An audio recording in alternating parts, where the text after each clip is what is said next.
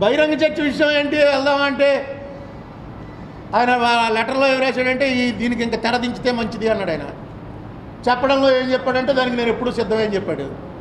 ఇప్పుడు నేను ఇచ్చిన ప్రపోజల్ కన్నా మంచి ప్రపోజల్ ఎవడని ఇస్తాడండి? మన ఇద్దరం ఇప్పుడు రోజు టీవీలో చూపిస్తున్నాడు ఏంటది బిగ్ బాస్, తలుపులు వేసేసి ఉంటారు లోపల. మనం అలాగే ఛానల్స్ వాళ్ళ చెప్తే ఒక్కో ఛానల్ ఒక్కో మూల కెమెరాలు పెట్టుకుంటారు, మనం లోపల కూర్చున్నాం,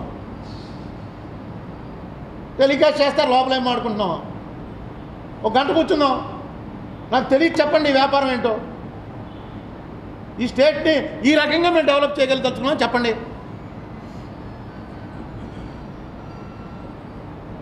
ఎందుకు మరి అక్కడ మీరు ఒక మిస్ కొడతారు, నీకేమీ తెలియదు అంటారు. మేము ఎలాగ నాలెడ్జ్ ఎక్వైర్ చేస్తాం? ఇదిగో టీవీ ఛానల్స్, టీవీలో నిన్న నారాయణ గారు చెప్తుంది విన్నాం. నారాయణ గారు క్లియర్గా నేనేం చెప్పాను అదే చెప్పేశాడు.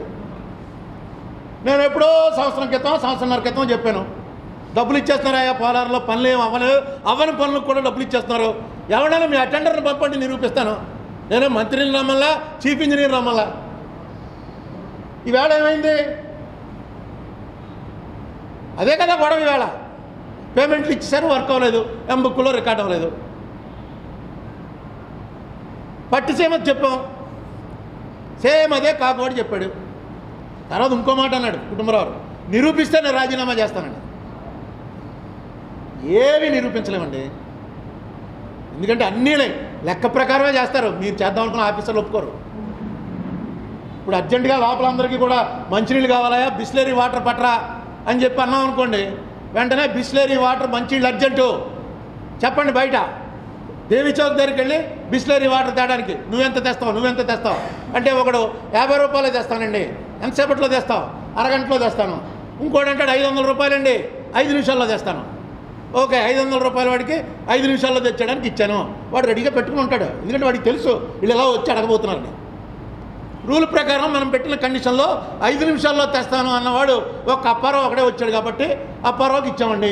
500లో 400 ఇటు తీసుకుంటాడు. ఎవడు నిరూపించగలది? రూల్ వైలేషన్ ఏమి ఉండదు, పట్టిసేమంతే. 5% దాటి ఎక్సెస్ ఇవ్వకూడదు అన్నది రాజశేఖర రెడ్డి టైంలో గవర్నమెంట్ రూలు. అదే రోషయ్య గారు పాటించాడు, అదే కిరణ్ కుమార్ రెడ్డి పాటించాడు. మీరు వచ్చారు 20% ఎక్సెస్. కారణం ఏంటన్నారు? మార్చి 31 పూర్తి అయిపోవాలి. అసలు మార్చి 31కి ఎందుకు పూర్తి అవ్వాలి అది అడిగింది కాదు. ఎందుకంటే నువ్వు వాటర్ ఇచ్చేది జూలైలో కానీ ఇవ్వలేవు. 4 నెలల ముందే ఎందుకు కండిషన్ పెట్టావు నువ్వు మార్చికి పూర్తి అయిపోవాలని? అవసరం ఏంటి?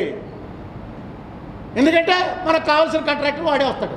ఎవరి దగ్గర అయితే పైపులు గీపులు అన్నీ రెడీగా పెట్టి కూర్చుంటాడు. ముందే చెప్తాం, ఒరే అబ్బాయి ఇలా వస్తుంది టెండరు, ఆ టెండర్లో వేయడానికి రెడీగా ఉండు, వస్తారంతే, అయిపోయింది. ఏం పట్టుకోగలం? అన్ని రూల్ ప్రకారం జరుగుతాయి. రూల్ విరుద్ధంగా ఏమీ జరగవు. జరిగితే ఆఫీసర్లు పోతారు. నిరూపించడం అనేది మర్చిపోండి.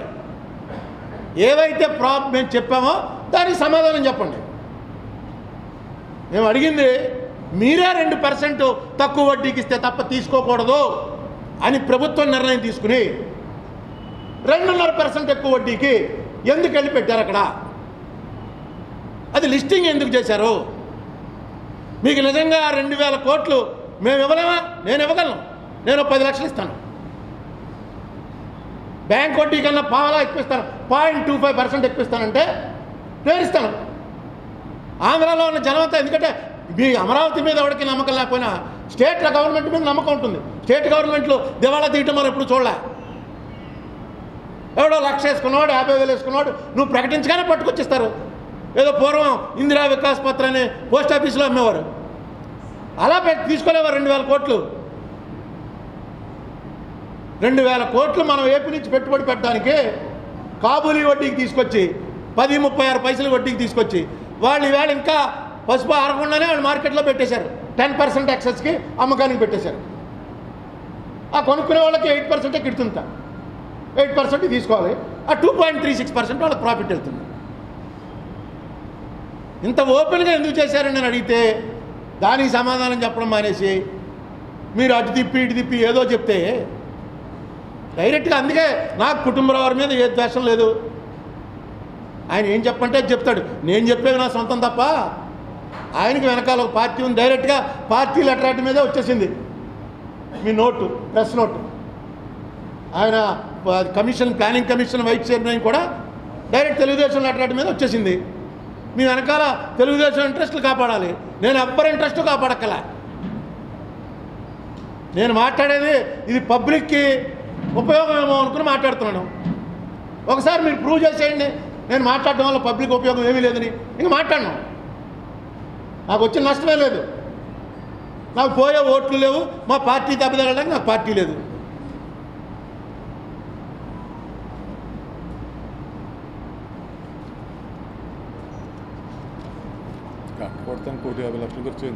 గంట కొట్టడానికి మళ్ళీ 1,50,00,000 ఖర్చు అయింది. అదే చెప్పాను, ఆడి కార్లు అడుక్కోవడానికి వెళ్ళినట్టు అది కూడా వచ్చేస్తుంది. ఇప్పుడు మీడియాతో పాటు సోషల్ మీడియాను ఒకటి స్టార్ట్ చేశాను.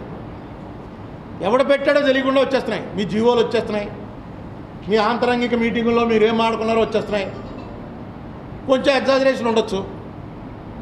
మీ శత్రువులు ఒకలా పెట్టచ్చు, మీ మిత్రులు ఒకలా పెట్టచ్చు. ఈవేళ పెట్రోల్ రేటు గురించి మోడీ గారు మిత్రులు పెట్టారు. నిజంగా చదివితే ఎందుకు ఇంకా 500 చేయలేదు లీటరు? మోడీ సాబ్ అని ఊరేగింపులు చేస్తారు. 500 చేయండి, 500 చేయండి అని ఆ లెవెల్లో పెట్టారు. ఏంటంటే వాళ్ళ పార్టీ సపోర్టు. చంద్రబాబు నాయుడు గారు మరి ఇదే కూడా మనం ఎప్పటి నుంచి చెప్తున్నాం. 47 రూపాయలకు వచ్చిందండి బ్యారెలు. అయ్యా మీరు గవర్నమెంట్లో ఉన్నారు. బ్యారెల్ 150 నుంచి 47 రూపాయలు పడిపోతే మీరు మాట్లాడరు ఏంటండి అంటే, నిన్న మాట్లాడాడు ఆయన అసెంబ్లీలో. నిన్న లెక్కలన్నీ చెప్పాడు. ఎప్పుడెప్పుడు ఎలా పడిపోయింది. అప్పుడల్లా ఈయన గవర్నమెంట్లో ఉన్నారు.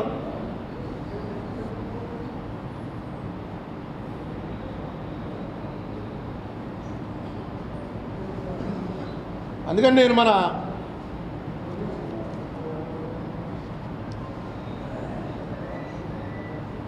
ఇదొకటి ఉంది. ఈ అప్పులు తీసుకోవడం కూడా రొటీన్ అనుకుంటాను. 26 మార్చి 2014 అంటే మనకు అప్పుడు ప్రభుత్వం లేదు, గవర్నర్ పాలనలో ఉంది. గుర్తుంది కదా, కిరణ్ కుమార్ రెడ్డి రిజిగ్నేషన్ అయిపోయింది 20 ఫిబ్రవరినే. 26/3/2014 నాడు కూడా ఆంధ్రప్రదేశ్ ప్రభుత్వం అప్పు తీసుకుంది 9.4 ఇంట్రెస్ట్కి. అంటే గవర్నర్ టైంలో కూడా జరుగుతుంటాయి ఇవి. దానికి వాళ్ళు ఎప్పుడు గంట కొట్టరు. ఆ గంట కొట్టడం వల్లే మనకి ఈ విషయం తెలిసింది అసలు ఇంత రేటుకి వెళ్తున్నారా మీరని. ఈ ప్రెస్ మీట్ యొక్క ముఖ్య ఉద్దేశం ఏంటంటే, ఎలక్షన్లు దగ్గరికి వచ్చేస్తున్నాయి. కుటుంబరావు గారు నాలెడ్జబుల్ పర్సన్ అని నాకు నమ్మకం ఉంది. ఆయన చెప్పినది నేను సత్యంగా పరిగణిస్తాను.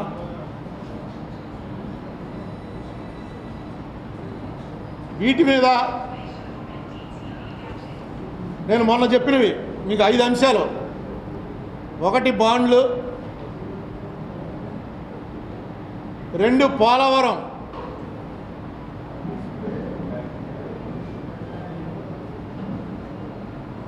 3 స్టేట్లో జరిగినటువంటి మొత్తం పంపింగ్ స్కీములు అన్నీ పట్టిసీమ నుంచి మొదలుపెట్టి అన్ని పంపింగ్ స్కీముల మీద 3,000 రూపాయలు వేకర్ సెక్షన్ హౌసింగ్కి ఇస్తున్నారు. నిన్న దాని మీద నారాయణ గారు అది కూడా చెప్పాడు. 2,938 రూపాయలండి. ఆ రేట్ ఎలా అయితే అయిందో ఇక్కడ రాజమండ్రిలో కూడా కడుతున్నారు. ఒకసారి వెళ్ళి చూద్దాం. ఆ రేటుకి ఎలా అయ్యారో చెప్తే మీడియా కూడా ఉంటారు చూసి అక్కడే. నేను ఇంకోటి ఆయనకి ఇస్తున్నటువంటి ఎవడ కూడా ఎవరిని వెసులుబాటు ఇస్తున్నా, అక్కడే మిమ్మల్ని క్షమార్పణ కోరుతా. మిమ్మల్ని ఇబ్బంది పెట్టినది ఆ స్పాట్లోనే మీ టైం బాడు చేశాను, నన్ను క్షమించండి. నాకు ఎవరో వాళ్ళు వీళ్ళు చెప్పిన మాటలు చెప్పేశాను అని మళ్ళీ ఎలక్షన్ అయ్యే వరకు మాట్లాడినా.